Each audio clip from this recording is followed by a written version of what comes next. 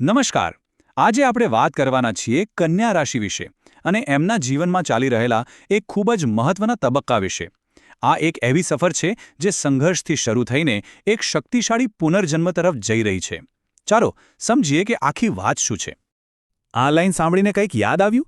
એક એવી હાલત કે જેમાં તમે ફસાઈ ગયા હો એવું લાગે, જ્યાં તમે તમારી તકલીફ કોઈને કહી પણ નથી શકતા અને અંદરને અંદર સહન કરવું પણ હવે અશક્ય બની ગયું છે. આ એ જ મૌન સંઘર્ષ છે જેનો મોટાભાગના કન્યા રાશિના લોકો અત્યારે સામનો કરી રહ્યા છે. તો સવાલ એ છે કે આ પીડા આવી ક્યાંથી, આ હાલત થઈ કેમ? આમાંથી બહાર નીકળવાનો રસ્તો શોધવા માટે સૌથી પહેલાં આપણે એ સમજવું પડશે કે આ બધું શરૂ ક્યાંથી થયું. ચાલો એના મૂળ સુધી જઈએ. જુઓ, કન્યા રાશિનો મૂળ સ્વભાવ જ આપવાનો છે, ખરું ને? પણ થયું એવું કે સમય જતાં લોકોએ તમારી આ દયાને તમારી નબળાઈ સમજી લીધી. તમે સંબંધો સાચવવા જેટલા નમતા ગયા, લોકો તમને એટલા જ દબાવતા ગયા. અને સૌથી દુઃખની વાત તો એ છે કે જેમની તમે દિલથી મદદ કરી, જેમની માટે તમે બધું જ કર્યું, એમણે જ તમારી કદર ના કરી. અને એમના સપના પૂરા કરવાના ચક્કરમાં ક્યાંક ને ક્યાંક તમે તમારા પોતાના સપના ભૂલી ગયા. પણ એક મિનિટ, હંમેશા આવું નહોતું. ચલો થોડા પાછળ જઈએ. અત્યારની તકલીફોને ભૂલીને એ સમય યાદ કરીએ જ્યારે તમે તમારી અસલી તાકાતમાં હતા. એ યાદ કરવું ખૂબ જ જરૂરી છે.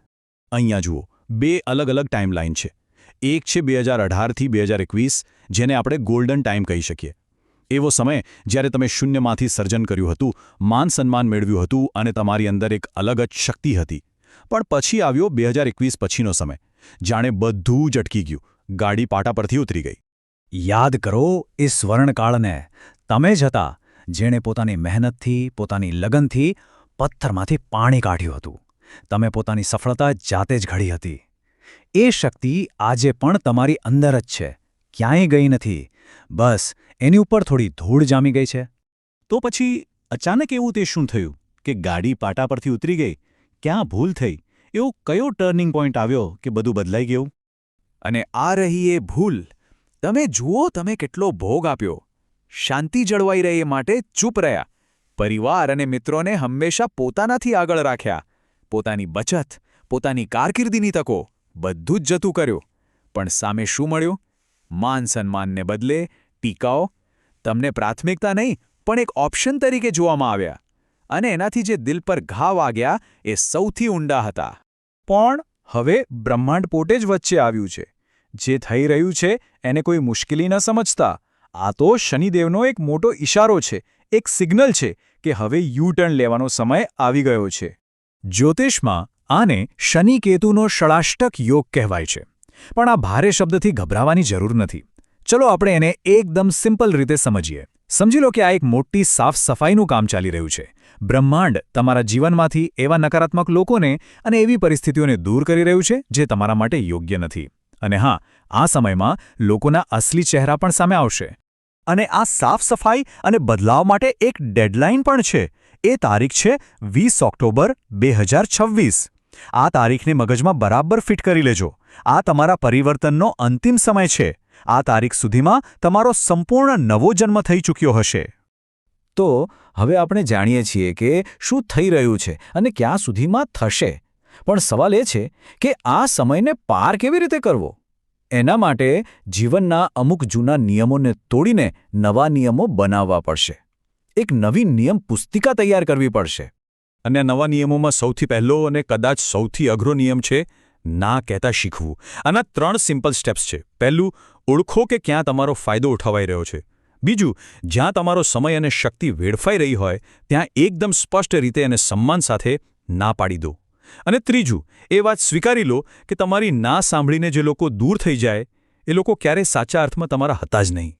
વાત કરીએ કરિયરની, તો હવેથી પહેલો નિયમ છે આત્મનિર્ભરતા. બીજા કોઈ પર નહીં, ફક્ત પોતાની આવડત પર ભરોસો કરવાનો છે. પોતાની સ્કિલ્સને અપગ્રેડ કરો, નવી ટેકનોલોજી શીખો. સારી વાત એ છે કે આઈટી, ટીચિંગ અને સર્વિસ સેક્ટરમાં સ્થિરતા પાછી આવી રહી છે. અને જો તમે કોઈ પાર્ટનરશિપમાં હો તો હિસાબ એકદમ ચોખ્ખો રાખજો. હવે વાત પૈસાની. તો સૌથી પહેલાં તો બધા જ ખોટા ખર્ચા અને દેખાડો બંધ. એક રૂપિયો બચાવીને એક સેફટી નેટ બનાવવાનું છે. અને આ વાત ખાસ યાદ રાખજો, તમારા પોતાના હકના પૈસા કોઈની પાસે માંગવામાં જરા પણ શરમ ન રાખતા. અને હા, વિદેશથી કે કોઈ જૂના રોકાણમાંથી અચાનક ધનલાભ થવાની પણ શક્યતા છે. અને હવે સંબંધો. અહીંયા સૌથી જરૂરી છે પર્સનલ બાઉન્ડ્રીઝ. એટલે કે તમારી પોતાની હદ નક્કી કરવી અને લોકોને એ હદનું સન્માન કરાવવું. જે સાચું લાગે એ મોઢા પર કહેવાની હિંમત રાખો, ભલે થોડા સમય માટે કોઈને ખોટું લાગે. કારણ કે હવેથી તમારી સૌથી મોટી પ્રાથમિકતા છે તમારી પોતાની માનસિક શાંતિ. જો આ બધા નવા નિયમોને દિલથી અપનાવશો તો પરિણામ એક જ આવશે: તમારો પુનર્જન્મ, એક નવો અવતાર. ચાલો જોઈએ કે આ નવો અવતાર કેવો હશે. ભૂલી ગયા છો એ 2018ના સમયને? અરે, તમે એ જ સિંહ છો. જે શક્તિ ત્યારે હતી એ આજે પણ છે. બસ થોડી ધૂળ જામી ગઈ છે. હવે ઊભા થઈને એને ખંખેરી નાખવાનો સમય આવી ગયો છે. અને હા, જે લોકો તમારી ટીકા કરતા હતા, એમનું શું? એમની ચિંતા છોડી દો. કોઈને જવાબ આપવાની જરૂર જ નથી. બસ પોતાના કામ પર, પોતાની વાપસી પર ફોકસ કરો. કારણ કે યાદ રાખજો, તમારી સફળતાનો અવાજ જ એટલો બુલંદ હશે કે એમના મોઢા આપોઆપ બંધ થઈ જશે. અને આ આખી જ જર્નીમાં તમને સપોર્ટ કરવા માટે એક આધ્યાત્મિક કવચ પણ જરૂરી છે. બિનજરૂરી બોલવાનું બંધ કરો. મૌનની શક્તિને સમજો. જરૂરિયાતમંદ લોકોની મદદ કરો. એમની દુઆઓ તમારું રક્ષણ કરશે. ગાયત્રી મંત્ર જેવા રક્ષણાત્મક મંત્રોનો જાપ કરો. અને સૌથી અગત્યનું, દરરોજ પોતાની જાતને પ્રેમ કરો. તો આખી વાતનો સાર એ જ છે કે આ સમય તમારા બદલાવનો છે, તમારા શક્તિશાળી પુનર્જન્મનો છે. તો મારો છેલ્લો સવાલ બસ એટલો જ છે: શું તમે તમારા આ નવા અવતાર માટે તૈયાર છો?